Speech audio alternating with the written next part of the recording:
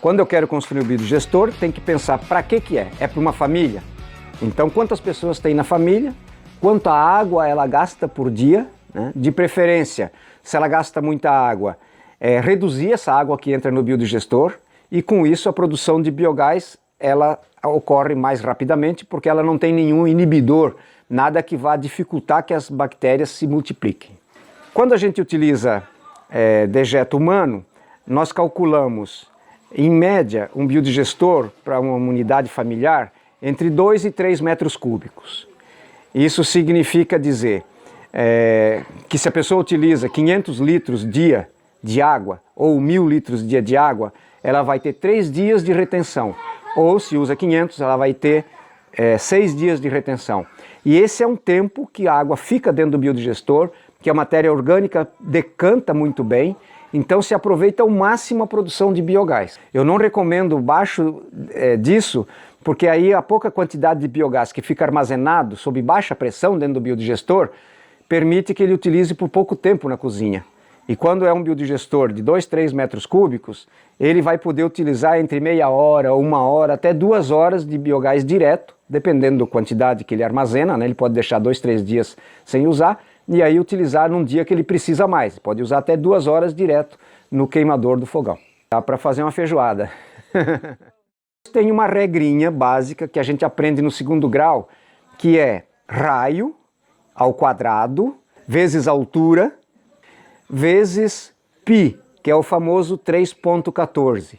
Então esse vai dar o volume do biodigestor, para a gente poder definir o tamanho para uma família, ou para 2 famílias, ou para 5 famílias, a gente usa essa regra.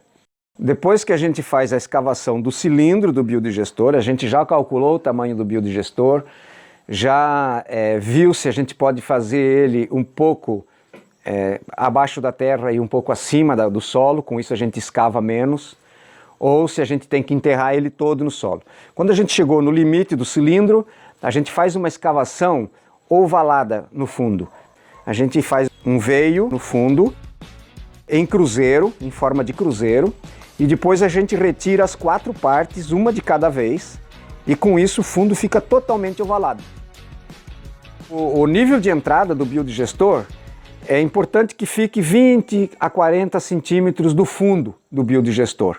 Quando é 20 centímetros, em geral é em cima da primeira fiada de tijolos. No nosso caso aqui foi sobre a primeira, só que o tijolo daqui tinha 30 centímetros de altura.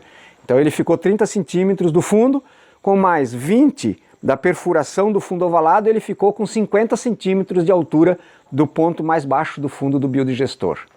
E a saída para a caixa de compensação, para a prensa hidráulica, ficou a 60 centímetros do cilindro do biodigestor, de altura no cilindro, com mais 20 do fundo a 80 centímetros, a saída para a prensa hidráulica ficou a 80 centímetros do fundo do biodigestor. Então, entrada a meio metro e saída do biodigestor para a prensa hidráulica a 80 centímetros. Se o biodigestor for mais baixo e mais largo, porque tem situações que a gente executa ele dessa forma, isso pode reduz essas distâncias, né? Mas a proporção é sempre a mesma. 1/3, 1/3, 1/3. E a saída da prensa hidráulica, ela fica situada, o cano de saída, 10 centímetros abaixo da tampa hermética, da tampa de vedação do biogás, que é encaixada sobre o gargalo na cúpula do biodigestor. Por que isso? Porque quando ela fica 10 centímetros abaixo do tubo que está saindo o biogás, essa camada de biogás que se forma aqui empurra a massa d'água de dentro do biodigestor. Então não tem o risco de entrar água na tubulação do biogás e essa água sair lá no fogão na hora que for acender. Então por isso que tem esses controles de níveis que são muito importantes dentro do biodigestor. Não, 10 centímetros. Colocou. Tá vendo? Aqui é o nível, 10 centímetros abaixo é a saída. Então o tubo de saída vai encaixar aqui, certinho. Entenderam essa parte? Nós paramos aqui, podia ter continuado. A gente vai ter que fazer mais meio tijolo.